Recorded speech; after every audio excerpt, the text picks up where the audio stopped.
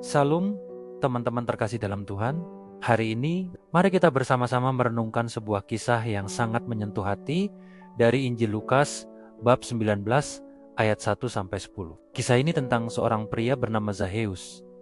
Siapakah Zakheus? Alkitab menggambarkannya sebagai kepala pemungut cukai yang kaya raya. Di zaman itu, pemungut cukai seringkali dipandang sebelah mata, bahkan dianggap pendosa karena mereka bekerja untuk penjajah Romawi dan seringkali mengambil lebih dari yang seharusnya. Zakheus dengan posisinya sebagai kepala pemungut cukai pasti berada di puncak daftar orang yang tidak disukai. Namun, di balik semua kekayaan dan jabatannya, ada sesuatu yang menggelisahkan hati Zakheus. Ia mendengar bahwa Yesus, pribadi yang luar biasa itu, akan melewati kota Yeriko.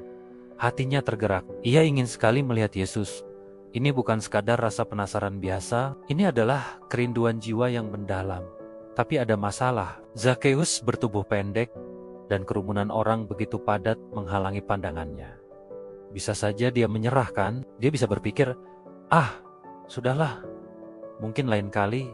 Tapi tidak, keinginan Zakheus begitu besar sehingga dia rela melakukan sesuatu yang mungkin terlihat konyol bagi orang sekelasnya. Dia berlari mendahului orang banyak dan memanjat pohon ara hanya untuk bisa melihat Yesus.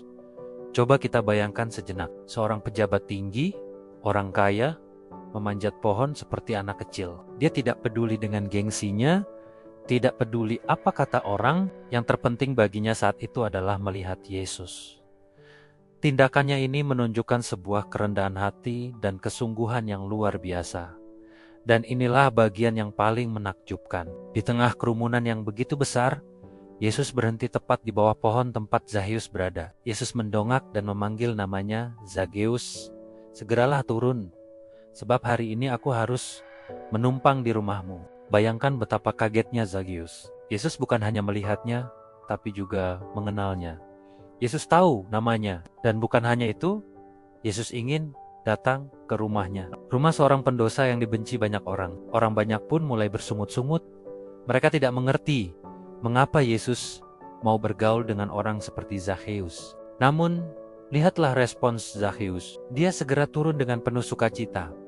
Pertemuannya dengan Yesus mengubah segalanya. Di hadapan Tuhan, Zakheus berdiri dan berkata, "Tuhan, setengah dari milikku akan kuberikan kepada orang miskin, dan sekiranya ada sesuatu yang kuperas dari seseorang, akan kukembalikan 4 kali lipat." Ini adalah pertobatan yang sejati, bukan hanya kata-kata, tapi diikuti oleh tindakan nyata. Zakheus tidak diminta untuk melakukan itu, tetapi kasih karunia Tuhan yang menjamahnya telah melahirkan buah perubahan dalam hidupnya. Ia rela melepaskan hartanya yang tidak jujur dan berkomitmen untuk hidup benar. Kisah Zakheus mengajarkan kita beberapa hal penting. Pertama, tidak ada orang yang terlalu berdosa untuk dijangkau oleh kasih Tuhan.